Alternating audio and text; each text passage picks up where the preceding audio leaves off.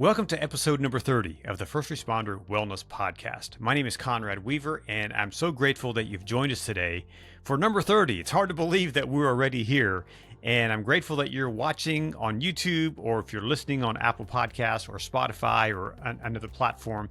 Thank you for joining us. I really appreciate it. My guest today is Makenzie Tiegs. She is a retired paramedic from Idaho, and she's the host of the Raw Thoughts podcast. Makenzie's experience as a wildland firefighter and paramedic also played a role in her journey to where she is today. And be sure to stick around because she talks about that and the difference between wildland and being a firefighter or paramedic on a rig in a city. So there's a big difference there. So be sure to listen in and to see where this journey took her and what she's doing today in her journey to wellness and mental health. So, hey, thanks so much for listening to the program. I'm so grateful for everyone who's joining us on our YouTube channel and on the audio podcast. And I want to invite you to please subscribe wherever you listen to, wherever you watch. Please hit the subscribe button so you don't miss an episode. And be sure to join us on YouTube because there we have a ton of other content that we're adding to the YouTube channel, sometimes daily. So if you want to join us there, I'm also now on TikTok for at least a little while, unless the government decides to ban it. So join me on TikTok for some daily inspirational thoughts and messages. And so if you are one of those TikTokers, join me, like and subscribe. I'd love for you to join me there. So thanks again for watching. Thanks again for listening. And now here's my conversation with Makenzie Tiegs. Well, Makenzie, welcome to the First Responder Wellness Podcast. It's so great to have you on the program today. Thank you so much, Conrad. I'm so stoked about this. Yeah, so tell me a little bit about what's your connection to first responders? Yeah, so my connection to first responders goes back to me being a child. So both my parents, my mom was a 911 dispatcher, my dad was a paramedic. When I was in college, I kind of dabbled and kind of ran into the EMT class and was doing my psychology degree as well as EMT school. And I just fell in love with being an EMT. It was just really came naturally to me. I kind of got into the wildland firefighting and happened to be going to our first fire. There was a helicopter crash just right on the side of the road. It just was luck that we were the rig that we're driving by. We weren't responding to it, nothing. It was just a bystander that saw this happened. I am 2 months out of my EMT class and I'm like, holy shit. They all survived. They were all three critical, but they did all three survive. And then that kind of spun me into being a paramedic. So I was like, I just want to learn more about this. I want to know what caused this and how could I help more and how could I give back more? It was just really this innate wanting to help and went through paramedic school. I still travel to wildfires as a paramedic, but really where my passion lies is the psychology, not only for our, community members, but also our first responders, what they're responding to, what they're seeing, how they're dealing with that, how that impacts their family lives. There's so much of these conversations that are not talked about that just come very naturally to me. I think it's very unique to who I am as an individual. And I want to be able to provide that to other people. So my connection to first responders is not only being a first responder, but also being able to give back to our first responders. So I'm really interested and I've always been fascinated by the whole wildland fire, that mentality of going out and especially the smoke jumpers, the guys who jump out of perfectly good airplanes and land, near a fire. That's crazy. What's the psychology you have to have that kind of mindset to go into a place like that? Oh, it's not even a mindset. It's a lifestyle. Just to describe to you a little bit of what it's like going out and you just make a new city in the remote wilderness. That's what it seems like. So everybody that is there, we have security in these really big, large incidences. There's security there. You have different, you have your chow hall and you have your admin and you literally, all of these tents just pop up and you have a new city. We call it Tent City. And it could be in a completely random field.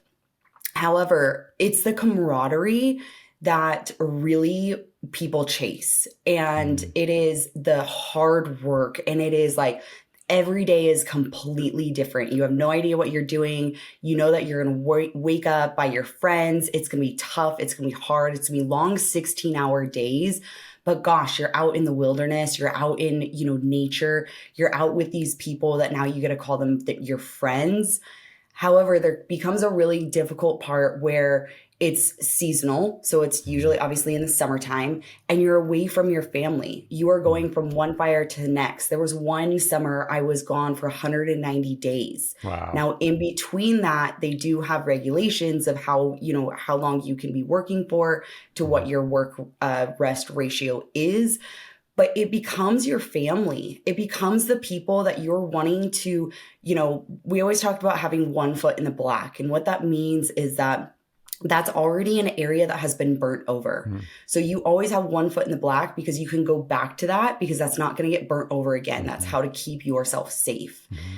And I think that just translates into so many different areas in our lives and what we stand for and who we are. And it's just one of those things that, the same thing for my first responders, like they become your family. Mm-hmm. And it does kind of come through trauma bonding because they're there, but they also are the ones that have your back. They're the ones that are in this with you day in and day out. And so there's so much of, I'm a nature person. I love being out in nature. So why not get paid while being out in nature and being around these people that I absolutely love? Mm-hmm. And just like you would go into Chow Hall and obviously it's paid for, right? You don't have to pay for anything, but it was just the joking, like, oh, hey guys, don't worry. Like I've got it covered tonight. And just jokes and I still have so many friends that I would call family through that. And it's just building these relationships and knowing that, I don't know the story of who you are, but over the next 2 weeks, I'm going to figure that out. And it doesn't matter what happens. I have your back. I don't need questions. I don't need answers. I just need to know that you have my back and I have your back.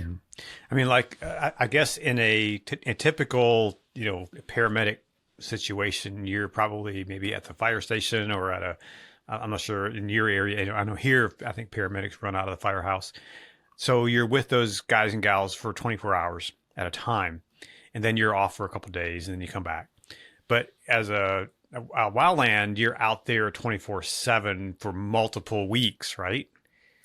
Yeah, usually 14-day rolls. You can usually go to a 21, but they're kind of being stingy on that. But yeah, I mean, you're tent camping out there with them. I mean, you are 24/7. You're not only, working with them, but you're living with them. Mm-hmm. You are traveling with them. You are going, I mean, I was with, when I was doing wildland firefighting that summer, I was with the same partner for 190 days. Wow. Now, he's got a whole family back at home. He's got a wife back at home. I am just, getting into my paramedic. I'm learning. I'm like, what is life? What is going on? And there are some people that you butt heads with. It's not easy. You have to compromise on your end and they have to compromise on their end. And, when you come to these fires, there's been so many incidences where I've seen it, ego gets in the way, where it's like, oh, I just want to come in. This is how we do it back at home. And it's like, no. This is a smorgasbord of all of these different people, all of these different backgrounds. If we are able to stay open-minded about what's happening and how we're actually navigating this, then that is what we're striving for. There's so much of that it's not the case. There is still a lot of competition within being first responders. There's still a lot of competition with, whose crew are you on or what type of crew are you on? And that gets very egotistical. And one of the things, especially with me being a female in firefighting and being a paramedic, is, it's a fine line to walk, not only with your partners, having those boundaries, having those, restrictions on what we talk about and how we talk about them. But there's also this, most first responders, most, firefighters are males. Mm-hmm. And they're like, who's this girl? Like, who is she here to talk to us about this? Right. But there's this really cool way of being able to talk to them and call them on their bullshit and say, hey, you know what, guys, you're around all of these males. Maybe there would be one or two females within the crews, but really minimal. And I got to come and present and basically talk with these crews and say, hey, you know what? I know you guys are around males all day long. I know that you guys have the mentality of we just push through and we get through, and we don't talk about, the hard things, or we don't want to say that we're not feeling good today, because that means that we're not on the line. When we're not on the line, we're not able to actually help the rest of our crew. So we are the weakest link, right? You're only as fast as your slowest person. And so when you are that slowest person, you don't want to admit that you're the slowest person. And so there's so much of that, medically they would go and they would not say anything. They would not come to us and say, hey, I'm having cramps. I feel like I'm going to throw up all day. This injury is happening. They would just continue to push and push and push and push and push, because that's the mentality. That's what, everybody tells you to do. And then we would have them sick on the side of the mountain. We had people having seizures. We had people, going down in heat exhaustion and heat strokes, because they didn't want to speak up. They didn't want to say that they were the weakest ones. There's so much in there that we could unpack, but I want to kind of ask you this. So when you move from wildland into like a normal firefighting role, paramedic role in the city, I'm assuming, what changed for you? How was it different? How was it the same?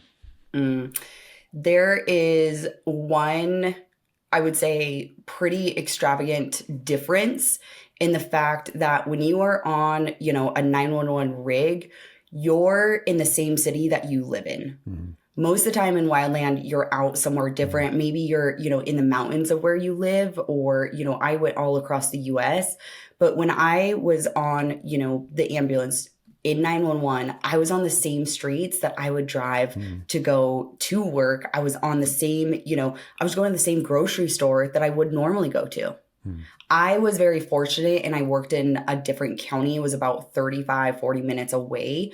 And so that wasn't my everyday, scenery. But a lot of these first responders, the same streets that they patrol are the same streets that they drive with their families. The same movie theaters that they just had a shooting at are the same movie theaters that their teenagers are wanting to go to. So that stress of how do you separate, right? And this is kind of me taking this conversation, but how do you separate those two things? It's very difficult. And those are the things that overwhelm us first responders, where we can't just unvisualize that. We have to be able to reframe that. Because that place, that location brings back those memories. It triggers those memories, right? Absolutely. Absolutely. Because you're, and we try not to be like the negative Nancy's, but that's our reality. Like when people are driving down the interstate and we tell them to be safe, it's not because we don't think that they're not safe. It's because we've seen somebody cut another person off, and we've seen that car roll over 4 times and people ejected from it. Like that's what we're saying be safe about. There's, so many times that even if the scenery doesn't quite, trigger something in us, it may be that smell. It may be that, walking into Albertsons and just having a clerk say something to you puts you back into a memory of, you being in that same Albertsons, having that same clerk talk to you in a different manner. Like there is such a complexity to what gets us triggered, and to what extent are we being triggered by. I was talking with somebody from, I think he was a chief out in Cal Fire, and talking about the Paradise Fire out there, and just how when they went into that area after the fire, there was just this smell of death, and that just haunts you, and just sticks in your mind. Is that something that you've experienced as well? I don't have quite the smells. I'm thankful for that. I am very sensitive to smells. I don't remember quite smells, but one of my biggest things, I'm a really big empath, so I can pick up on people's energies very quickly. I mean, we're taught that as being first responders as well, right? Walk into the room. What is the feel of the room? What is the vibe of the room? And so, one thing that has really stuck with me that I've had to work through is that when people have passed away in my presence, it's almost like that soul can just get connected with me. So an instant of this was several years ago. I wasn't even on the ambulance. I don't know how I'm the person that comes across so many disasters and wrecks, not on the ambulance, but we were in the backcountry, we were razor riding, and ended up coming across a guy in cardiac arrest in the middle of the road. Started CPR on him. He actually started coming back around. And the longevity of we were in no cell phone service. So from the time of getting cell phone service, getting 911 called to them getting to us was almost an hour long. Wow. This is where we live. This is a very normal situation for us.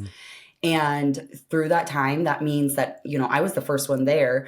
We're doing CPR. We've got all of these people. We're, doing traffic control. And there was another officer that he was driving by, helped us. I happen to know him. And there was a distinct moment where I was like, he's gone. His soul is gone. He is not with us anymore. But yet I, as a paramedic, and my knowledge, even if I'm a bystander, I've got to keep motivating these people. We've got to keep going through the motions, even knowing that he's gone. That place is somewhere that we regularly go camping. So me going by, it's not the smell. It wasn't a smell. It wasn't, anything besides like, I could still feel him there. I could still feel, that essence of like, we tried, right? We did everything that we could and what we had tools for and what we had skills for. But sometimes God has a completely different plan for people. And especially in the medical world, reminding ourselves of that. Doesn't matter how much medicine we know. It doesn't matter how many procedures we know. God really is the one that has the master plan on these things. Boy, that's so true. So how do you deal with those things when those memories come back? What's your process? It depends upon how severe it is. So I've had things come back like that incident, stuck with me for several years. I did a technique of reframing it. So I wrote the story in my journal or on a piece of paper of exactly how it went that day, what we were doing, almost like, right, you do documentaries. Like, what would it look like if it was a movie? What if I was the narrator of that, what would the movie look like? Then I looked, and a lot of the questions that I asked was, why me? Like, why was I the person there that day? And what I had to reframe it to was, why not me? I was the one that had the knowledge.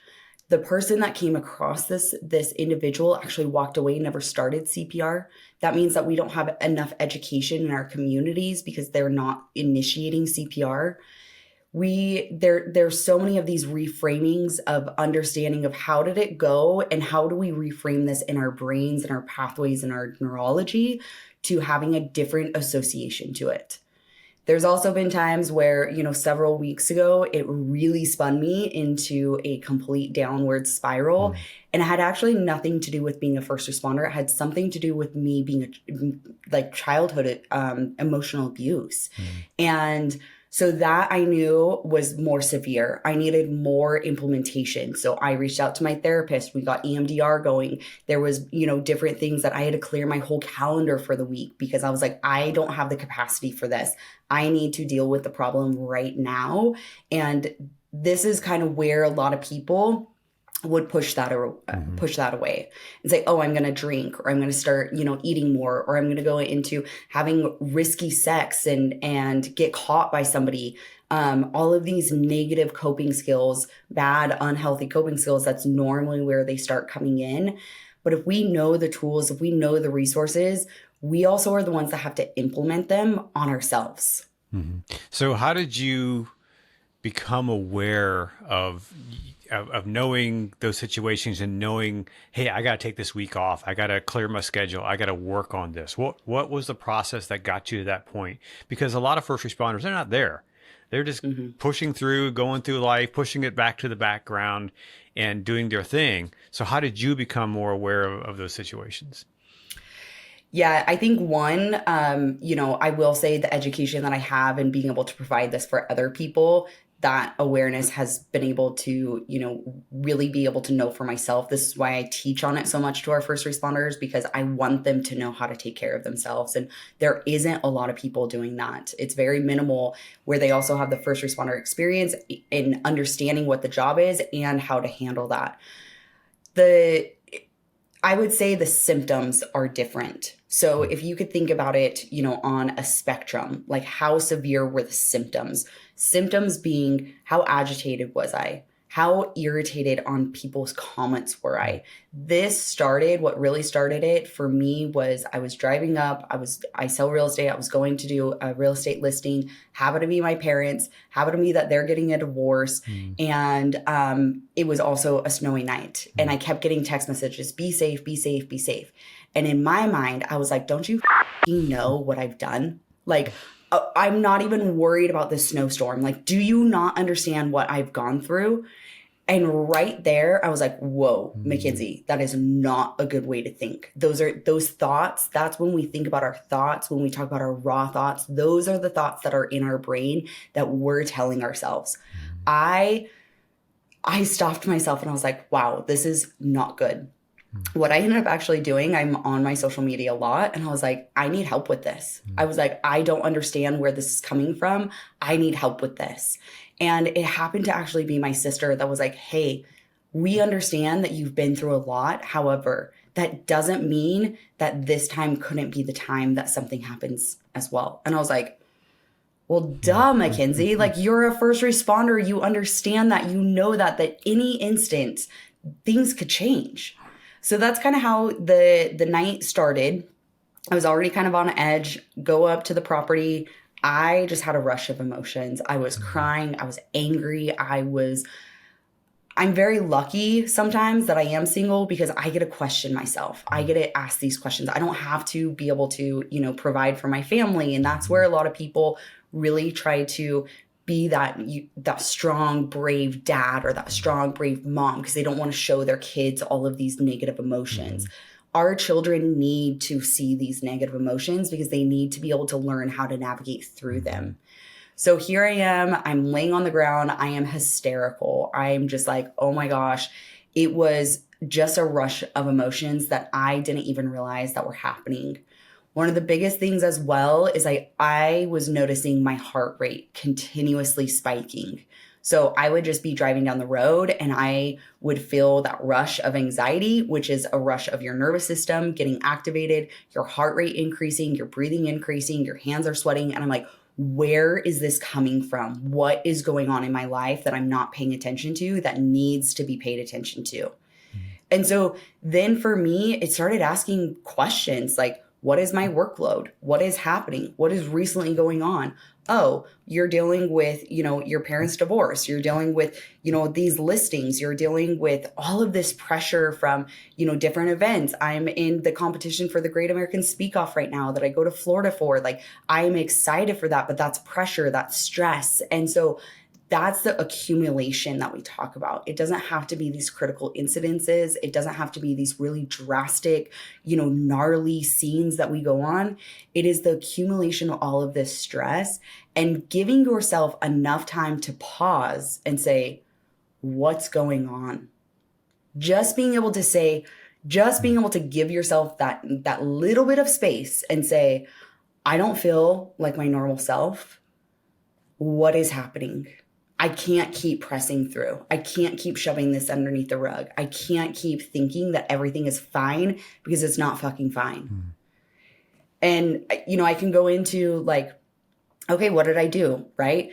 There is, I implemented the SCAM program. So SCAM is support, community, aspirations, and movement. Those were the 4 things that I absolutely needed to do in this instant right now. So my support being 3 people that I could call that knew that I was going through this. I didn't have to explain what was happening. They knew the situation and they knew to what extent, like, oh, this isn't how Makenzie normally acts. Like, this isn't how Makenzie normally reacts to a situation. Usually she has her shit together, right? Now she doesn't. She needs us to help her. She needs us to be the support for her. That's where that vulnerability comes in. This is me expressing that vulnerability where those connections and that support comes in. So supporters being the people that really are there. If you call at 3 a.m., they're going to be there for you. The community where I have a women's group that I'm in. I also do a coaching program for first responders because sometimes we need the outside perspectives. We need people that have a different lens on what the situation is to give us, the advice and be able to help us navigate those situations where they don't have a tie to the other party. Like one of my supporters is my sister. She understands the family dynamics that we're going through. I need somebody that's removed from my family so that they can look at it on an outside perspective and say, that's not really normal. Yeah, that's they can be not more really objective, right? Looking at it from, Absolutely. Absolutely. The aspirations is when we get into these moments, we don't realize it, but we can lose hope in just an instant. And so when we don't have something that we're actually striving for, that we're moving in a forward direction to, that's how we can feel so hopeless. Like there's nothing that we're living for. And people that say, oh, my life, mission is to live for my children or to live for my spouse. No. This needs to be something for yourself. It's not that you don't love them. It's not that you don't provide for them, but this is an aspiration for yourself that you're striving for. My aspiration that I was still striving for was my Great American Speak Off. I was like, Makenzie, you got to get yourself healthy. You got to get yourself strong. You got to get yourself back into the state that I know that you are. And this comes into not just a mindset. This is the state of your mind. That is they're two very completely different. Yeah. They're very different things. And so it's not just, oh, I needed a new mindset. No. I needed to get myself in a new state of mind. And so with that, that's where me pushing me every single day, it was, having YouTube up of GrowthCon and envisioning myself on that stage. How do I, as a healthy Makenzie, want to be on that stage? What do I need to do to get myself there? That's then where the movement comes in. We've got to continue to move. If we are in a depressive moment, if we are in an anxiety-ridden moment, we want to really be able to hunker down. We want to isolate. When we have these incidences, we want to push the world away from us, and we just want to kind of get in this little ball and cocoon and like be a little, caterpillar in its little shell trying to be a butterfly. But we're like, we need love right now, right? But we actually need to keep the body moving because that's getting our nervous system back regulated. That's also the blood in our system. We need it to be moving, to be fresh. We need new oxygen to get these bad thoughts out of us. It's not only the thoughts, but it's regulating our nervous system. This is really where this trauma comes back into. This is where these incidents come back into, is that our nervous system doesn't quite understand if we are actually at a threat or if we are making this up. And so it's our same nervous system that's going out of whack that we have to be able to regulate. So the movement, even if it's 5 minutes a day, even if it's like, I'm going to do 1 push-up a day, when you start taking that action, what you want to do is you continue to take that action because you're feeling good. You're like, oh, wow, I don't have as many bad thoughts when I'm out on a walk. Right? You put some good music on, you have a good conversation, you start moving your body. Then that's getting you into the momentum of something positive instead of still sitting on the couch, wanting to drink alcohol, thinking, okay, a gun is my best resort to this to just end it. No. Implement the SCAM program. I promise you have the support, you have the community, get your aspirations. And that's what I do in my coaching calls is a lot of people don't have those aspirations. They're just going to work. They're being a first responder. They're giving, and not giving to themselves. So a couple questions. So that was a long-winded. Yeah, that was great. That was great information. So a couple questions. One, there was probably a moment in your life when that wasn't you. You didn't put in place that program, right?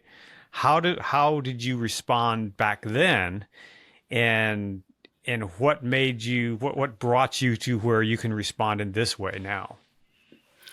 Yeah, I would say one of my luckiest things is that my parents have been in this field. And so my dad, he is honestly my guardian angel. And I was able to have a lot of conversations with him.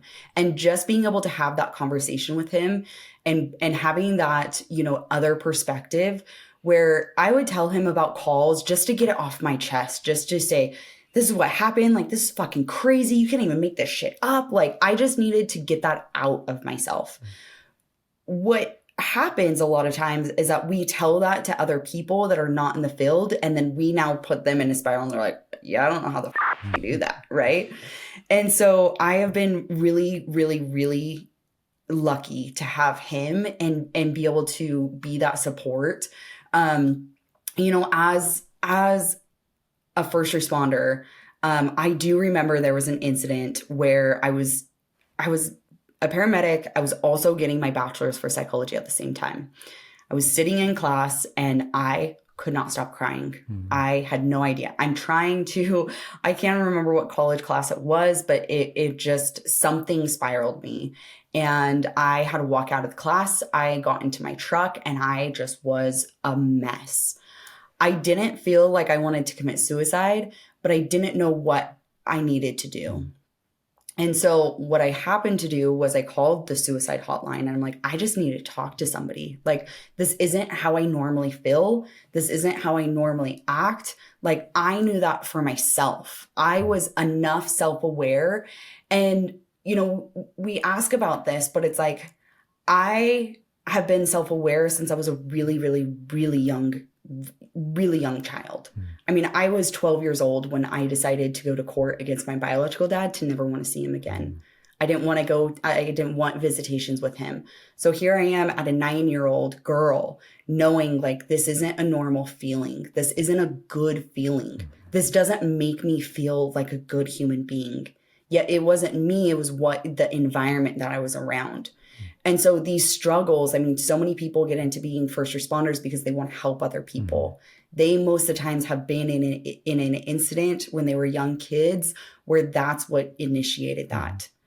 And so, you talk about like, okay, this SCAN program. No, I literally just came up with that, through this last incident, because I was like, okay, if I'm going through this and I have this knowledge and I have this understanding, then how can I help provide this to other people? Like, there's something in my brain where I'm like, okay, I'm going through this. How can I teach it to other people? Like, I want other people to know about it. Sometimes that's the best thing to do is what your own experience, and perhaps even failures that you've learned from and grown from, you can use that as that teaching tool to help others. Yeah. Absolutely. Yeah. Absolutely. So it's trial and error, one of the biggest things is doing the work. It takes consistency, intentionality, and repetition. And that repetition part is that we have to practice being aware. Like, it's not something that just you're going to wake up the next day and be like, I'm totally aware of all of my problems. I understand who I am. No. Like, you have to practice this. So this has been years and years and years and years of me practicing self-awareness and also implementation. When we go to these mental health trainings, when we go to, these shooting trainings, all of these things, it's to give you skills and tools, but it means nothing until you start implementing them. Yeah. So I want to ask you something. So this morning, I don't know if you've seen these things. I put little shorts out on my YouTube channel every day. And I now have also launched a TikTok channel. Go figure. Yeah, Conrad. So I'm dabbling in this world. So today my thoughts I started thinking about our inputs. What we read, what we listen to, what we watch, the things that we scroll on, all those things are all inputs that impact our brain. And what impacts our brain becomes our thoughts, and our thoughts then become actions, and actions become habits, and habits become us, right? Our life. That ends up being our life. So how important are inputs for you? Oh, they are on a daily basis. You have to go through and see, is this a liability or is this an asset that's coming into my life? Is what I'm reading, is what I'm watching, is what I'm consuming positive or negative? And it really comes down to that simple. Like, in what the people that I'm around, are they making me a better person, or are they holding me back from being a better person? And this is extremely tough because some of those people can be your family members. Yeah. Some of those people can be your best friends that you've had for a long time. And if they're family, you necessarily can't just cut them off, right? Yeah.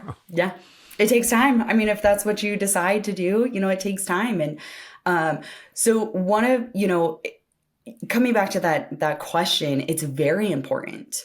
I mean, the podcast that we're listening to in the car, what are we also, I don't have children. I have a lot of nieces and nephews, but it's like when I'm with them, what do I want them to consume as well? It's consumerism. What are we consuming?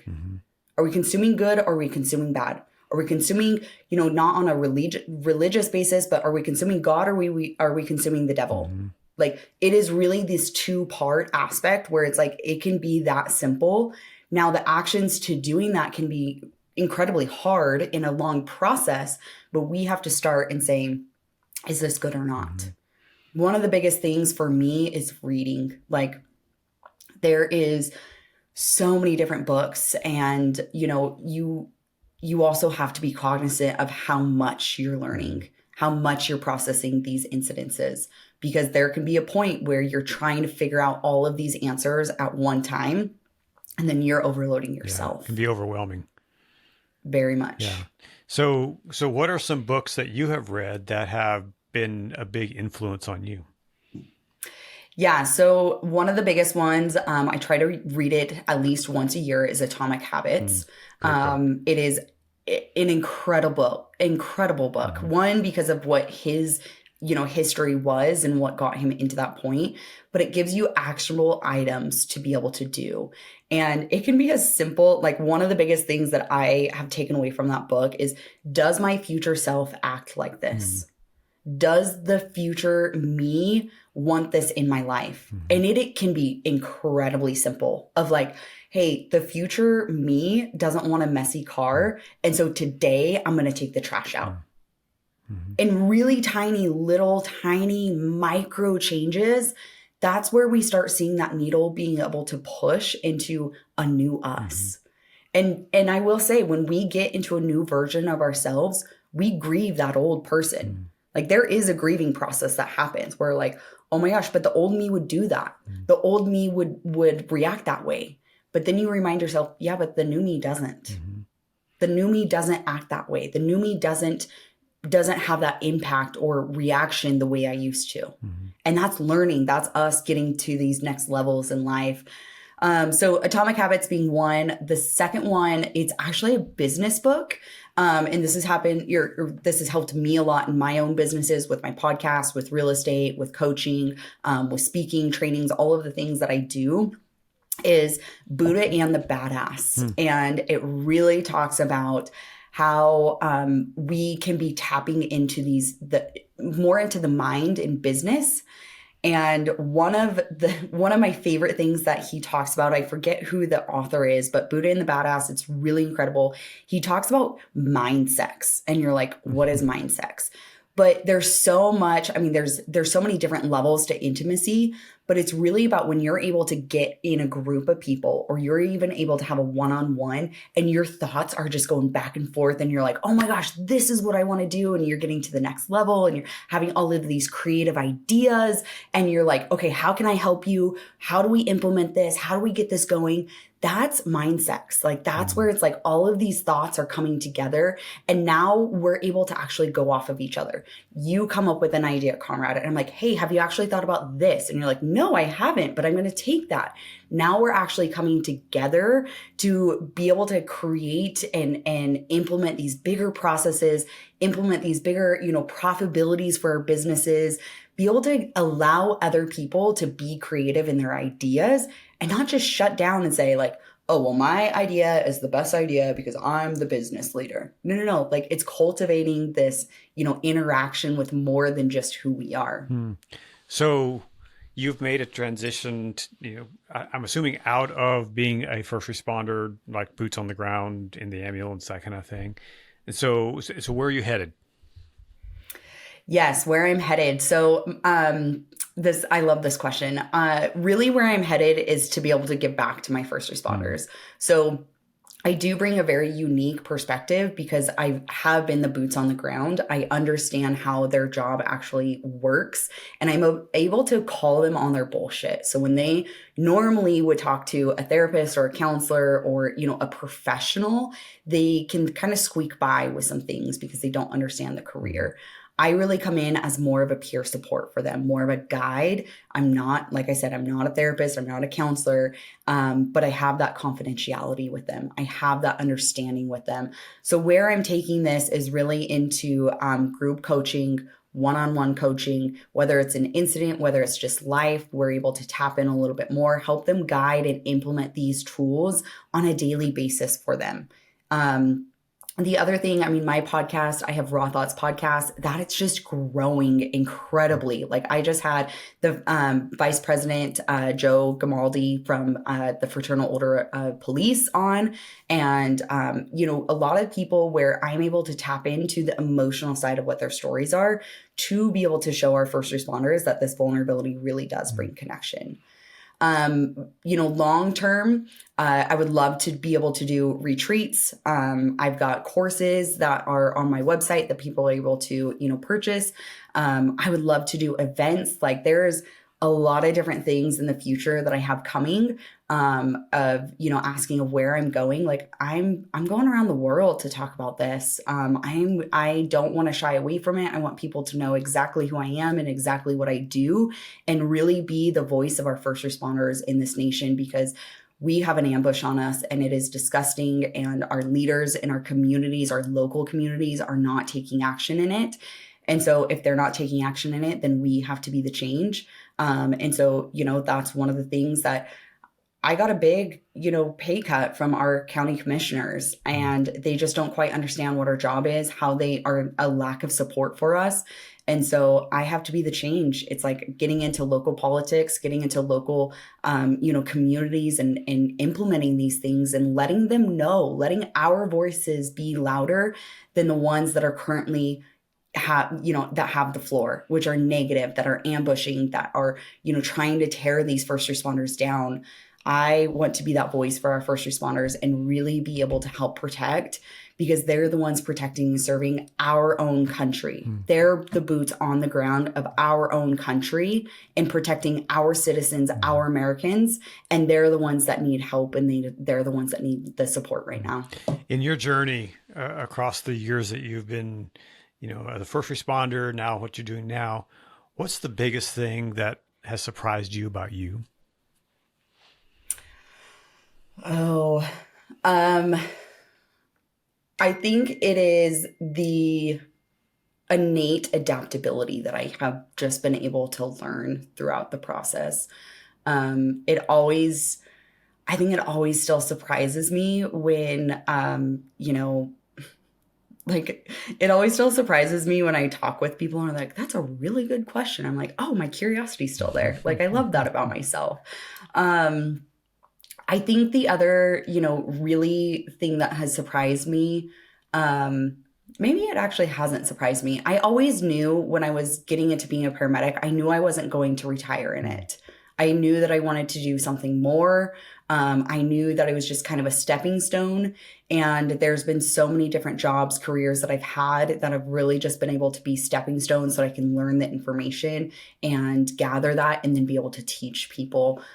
I think most things surprise me, honestly. I'm like, oh yeah, you're doing that again. Oh yeah, you're on to something else. But that's what you want to do, Makenzie. Like, follow your heart, follow your passions, follow whatever spark comes, and see where it takes you. Well, congratulations on getting the ticket to Florida for the Great American Speak Off. I kind of looked into that myself. Actually, I purchased a package and attended one of their one-day things. And I didn't end up then giving a talk just because I was like, I really don't know if that's the path I want to go, which I do love speaking. I do love public speaking. But anyway, that's a very, it's a huge thing. So to be invited down to Florida for that. So congratulations. Yeah. So if there's a first responder who is at the firehouse and they just feel stuck in perhaps bad habits, stuck in maybe even their job, what would you say to them? What's the process to get unstuck? I would say you've got to talk to people. You have to be vulnerable and let people know where you're at in this moment. And there's so many times, if we're in the firehouse, if we're in the, paramedic station, if we're in the police department, right? There's so many times that you're around those peers that they don't need to be on a peer support team to be able to be there and help provide for you. You, as an individual, have to have the self-duty to be able to vocalize that. It's very incredibly hard for us first responders to ask for help, but it's asking for help in those moments and just saying, hey guys, I am stuck in my job right now. What do you see that I don't see? Where could I be going? Because there's so many times that they don't want to talk about it. And that's where we're getting stuck, is that they think that they can just do this alone, that they will figure these, questions out or figure out the problems by themselves. And that's the exact opposite that we want to do. We want to help people get, in and help and support us with what we're doing. And that takes that vulnerability piece. That when you are so afraid that you don't want to talk about what you want to talk about, that's exactly what you need to talk about. That's exactly what needs to be happening. Now, this can be something about even your marriage. Hey guys, maybe I'm a 2-year paramedic and I've got paramedics that are 15 years into this career. That's knowledge that they have.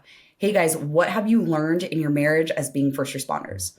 Oh, this guy's going to pop off. This guy's going to pop off. This lady's going to pop off. They're going to start implementing, or not implementing, but they're going to start giving you feedback of this. That's that vulnerability piece. That's the biggest piece that I can tell people, is that you have to be enough in that self-duty and that obligation to yourself that you want to get unstuck, and you have to take the action yourself. Nobody else out there is going to come and save you. Guess what? We are 911. Nobody's coming to save us, right? We have to save ourselves. And so for that has to be enough courage and say, hey guys, I need help. Hey guys, I need help in my marriage. Hey guys, I need help in my finances. Hey guys, I need help in this call that I can't get off my brain. Hey guys, I need help with, I don't understand, why this medication is in this packet of our jump bag. Can you help me? Oh yeah, Makenzie, it's there because this, and this. Okay, now I understand. Or I could say, hey, maybe there's a different way that we can do it. Maybe there's a more effective way.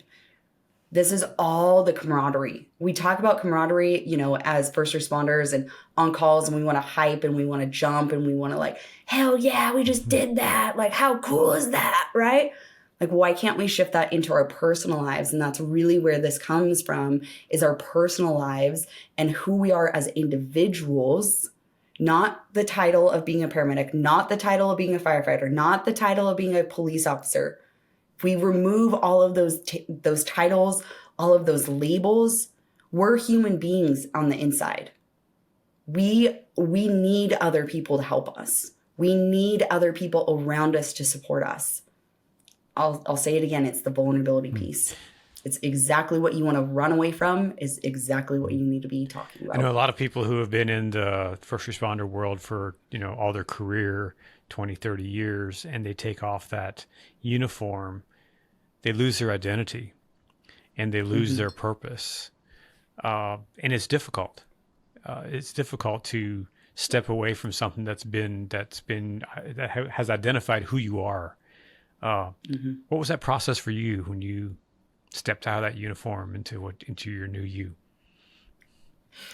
It's been a process for sure. You do have to challenge yourself. There was a lot of times when I got out of being a first responder, I got into real estate, and there was so many times that I wanted to just push that side away from me, like not even talk about it. And that was obviously not the right thing to do. I had to research like who was I? Like, what did I stand for? What are my core beliefs? And, it's one of those things where it doesn't matter what job you have.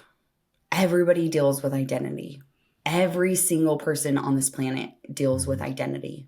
And we also deal with identity crisis. And when we put so much pressure on ourselves that our identity is these titles, then that's where we get stuck.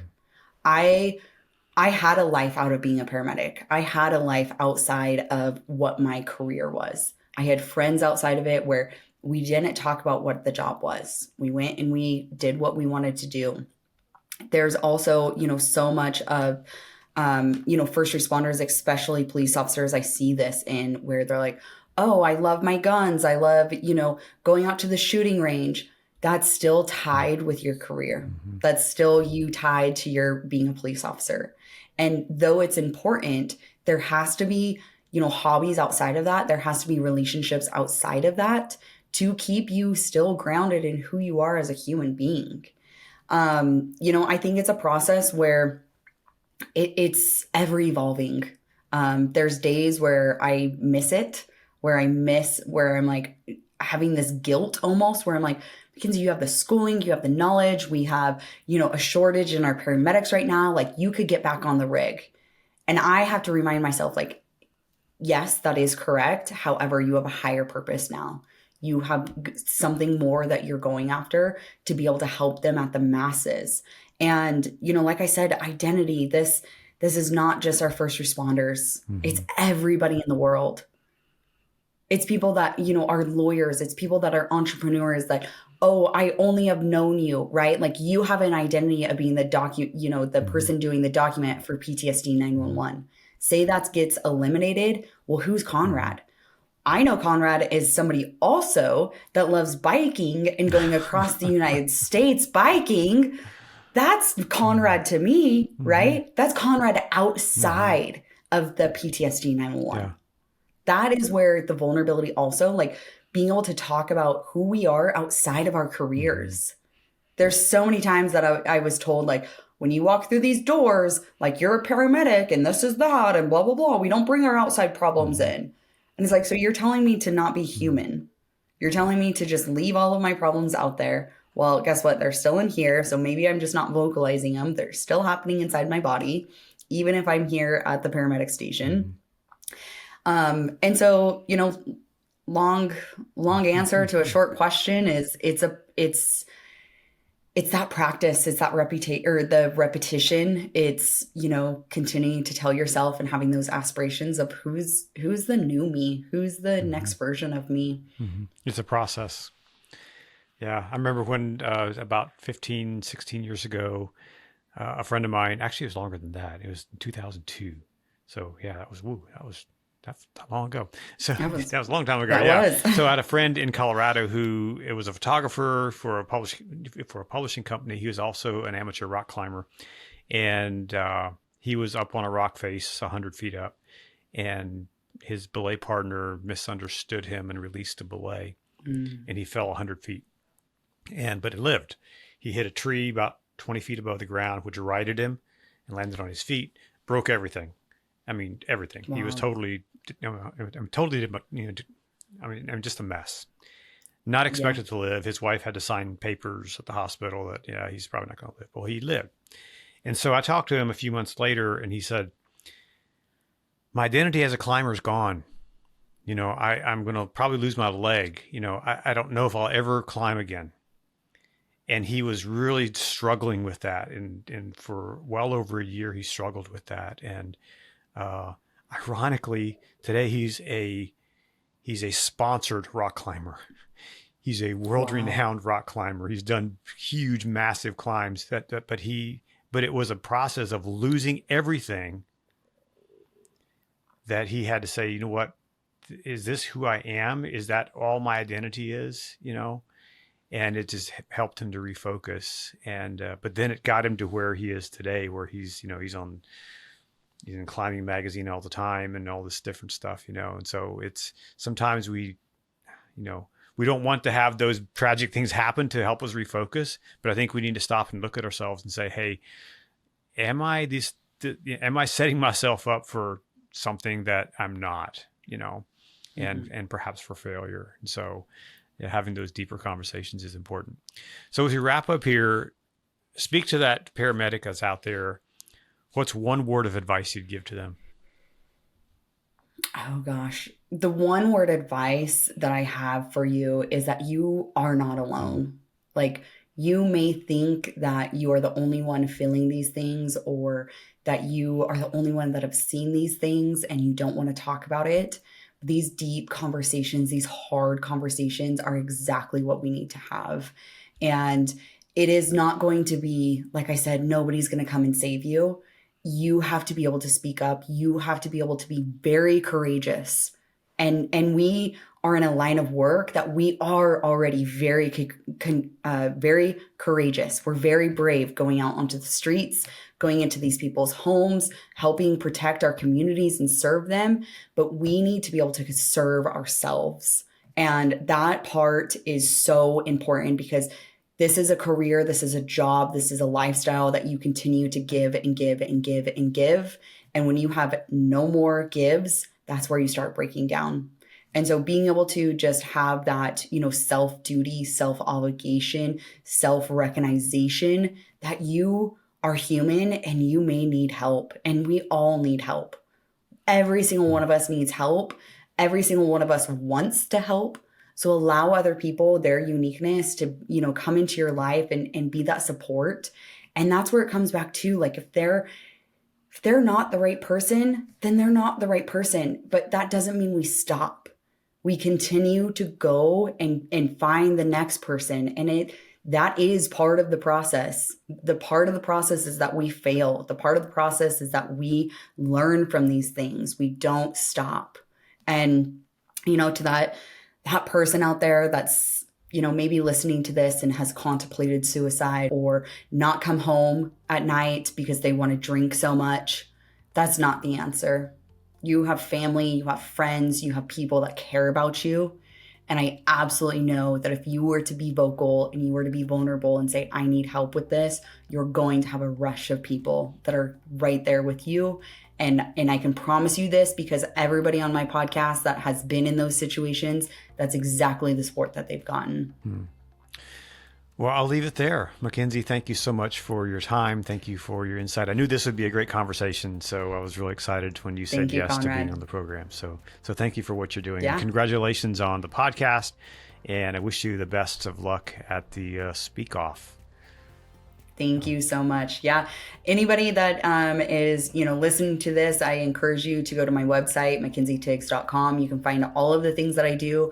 I train not only our first responders, but also our entrepreneurs, our companies, because these are the people that the first responders are responding to, our other community members. And so it doesn't just stop with me teaching our first responders. It really is, to the masses. So if you guys have any questions, want to reach out, hop on my monthly coaching, I would absolutely love it. And I encourage you to do that. That's where you'll learn how to implement these skills and tools. Awesome. Thanks, Makenzie. Thanks so much, Makenzie, for taking time to talk with me today. I really enjoyed our conversation.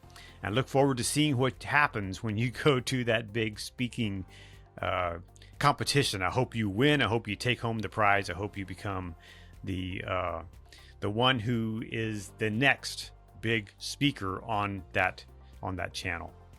And thanks to all of you for watching and for listening today and for sticking around to the end here. And if you haven't left a review, I'd really appreciate it if you would leave a few words or comments in the review. Let me know what you think about the show.